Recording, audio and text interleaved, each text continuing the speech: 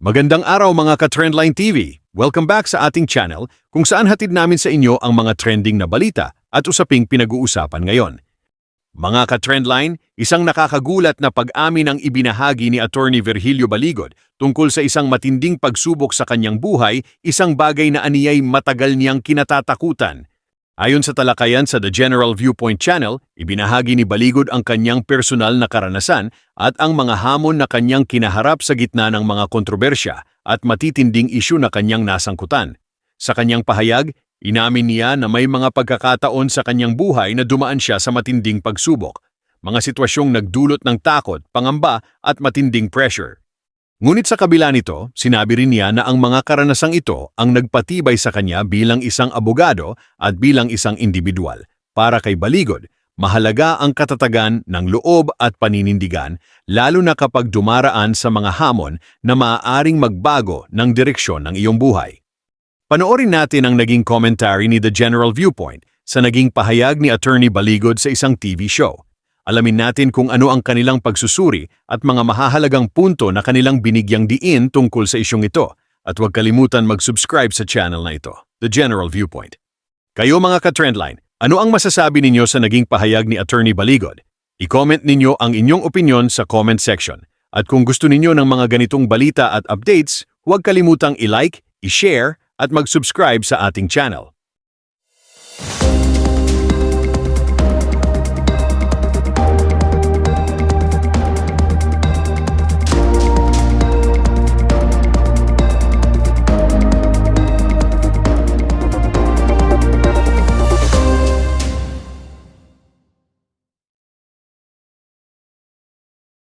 Magandang araw mga kaibigan. Bigyan natin ng reaction opinion itong video posted by Billionaire News. Mga iba't ibang impormasyon na ipinahayag ni Attorney Baligod sa interview sa kanya ng Billionaire News. Nakakaalarma. Sinabi niya dito, yung una, yung motibo niya.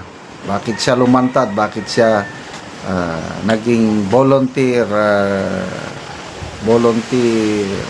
lawyer ng 18 Marines, ano yung diskarte ng mga politiko, bakit sila nakakapaglabas ng ganong pera na umabot ng 805 billion, and then yung kinakatakutan niya sa buhay o sa mangyayari sa bansa.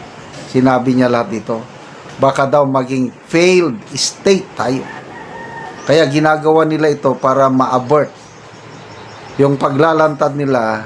They are letting us know, maging aware ang taong bayan para kaposibleng mapigilan natin yung magiging failed state. Ano yung failed state? Yung wala nang kaayusan, wala nang gobyerno. Ano bang failed state na maalala ko? Parang Somalia, failed state. Ano pa? Marami.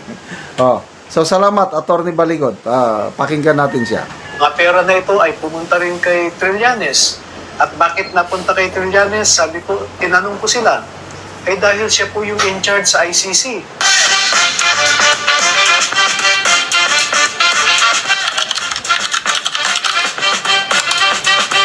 So, I am a Filipino. I love this country.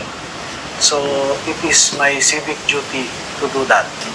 And I think any Filipino who came across the information given by these former soldiers would do the same to bring it out to the open, no?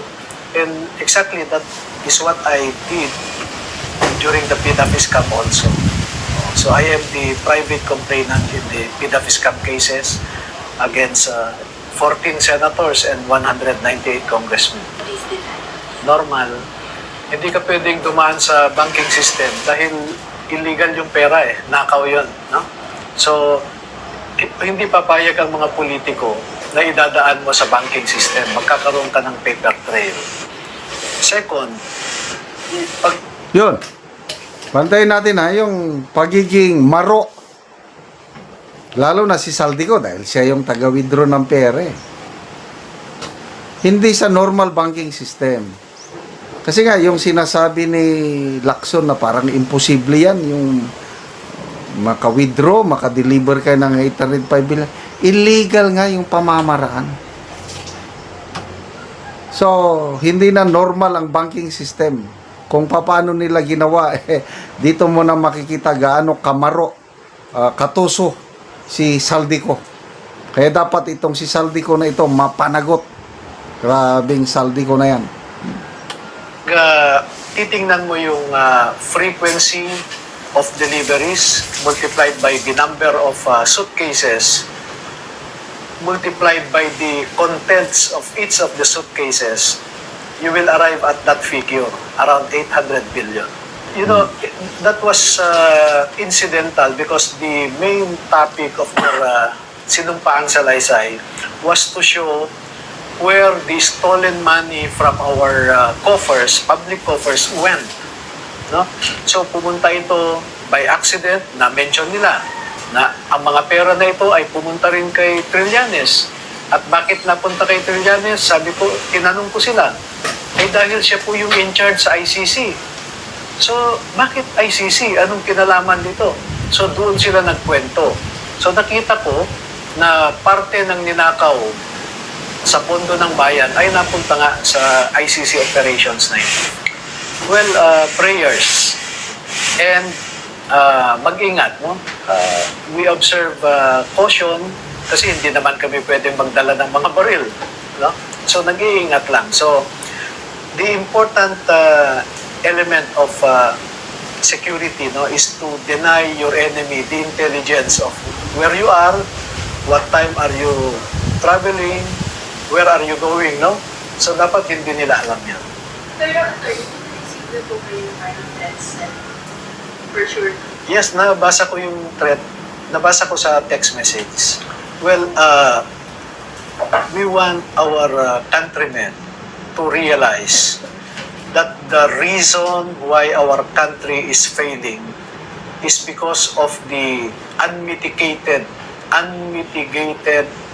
raid in our treasury, public treasury. Makikita nyo yung naging epekto.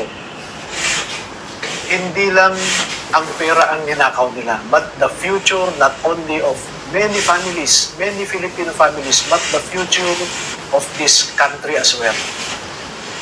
If you assess the economic indicators, the political indicators, delikado po tayo. We are already at the precipice of a failed state. Yan, failed state. Yung economics natin, tingnan nyo yung indicators. GDP going down, foreign direct investments going down, consumer confidence index going down, no? Unemployment rate is going up, no? Poverty incidence is going up. The latest survey is about 51% of Filipinos now say they feel hunger. That's on the economic side. Political side, look at our institutions. They are not functioning as designed. So, these combinations, and I fear the Yun na, fear. result, baka maging failed state tayo. Agree ako. Yung disengagement from the state, this is a political phenomenon. Nahahalata na natin. Maraming Pilipino ang hindi sumusunod na sa batas trapiko, for example. Ito yung mga empirical evidence, no? Meron tayong mga studies dyan na patungo tayo sa isang hindi magandang kinabukasan. Kaya po ginagawa namin ito in our small and humble way so that we become conscious of these dangers to our state para kumilos tayo.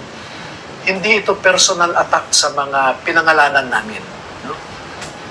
In fact, may mga kaibigan ako dyan, meron pang kamag-anak. And I will forever carry that burden in my heart na yung mga kaibigan, kamag-anak ay napangalanan namin. And I cannot save them because we need this catharsis para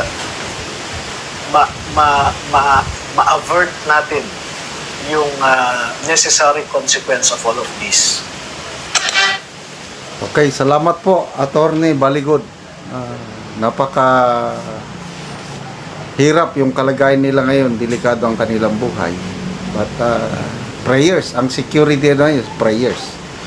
So grabe yung katuso ng mga politiko, nag-withdraw sila ng bilyo-bilyones, hindi dumaan sa legal banking system, dumaan sa underground. Kaya tuso talaga itong mga politiko natin. Number one na si Saldico at ang kanyang amo.